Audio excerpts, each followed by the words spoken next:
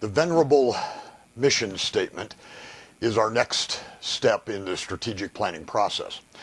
As much as vision described a forward approach and really described the where that we're going and the what that we're looking forward to, the mission statement is going to describe in large part the why and some of, at a very, very, very high level, the how. Now, mission statements have been around and certainly in vogue for a very, very long time. They were the rage in the mid-'80s through the early part of the '90s. And you know what? It actually kind of developed a stigma because it was so overused and not only overused, but kind of underutilized, if that works together. Everybody seemed to have one. Nobody seemed to operate by what was described in their mission. So what we're going to talk about in this segment is not only crafting a mission, but finding ways to make sure that it's something that becomes our guiding principles and our guiding approach to how we operate. As I mentioned a moment ago, the mission is built to describe a high level of how. It really is a summary listing of key values and things that are important to how your business, how your department, or even how you personally operate.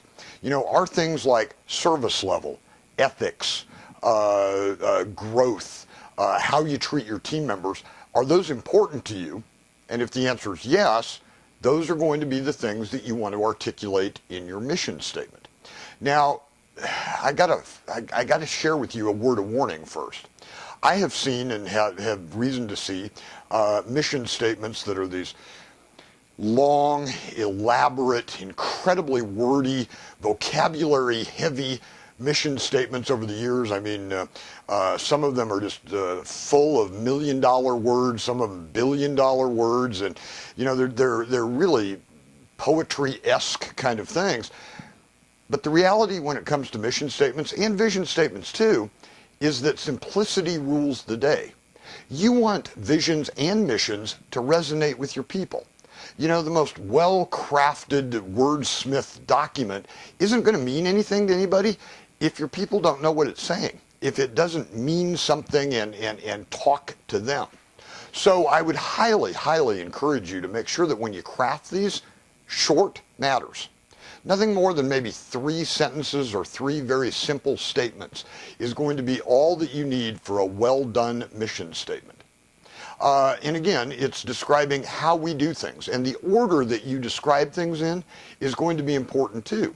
So in your organization or in your department or even in your life, if service to others, if customer service is the most paramount thing that you do, list it first, followed by the other things in order that are important to you in how you do business and how you conduct your everyday operations. Final note about mission is, like vision, this needs to be shared widely, and a lot of folks, all of your folks, have to have input into it.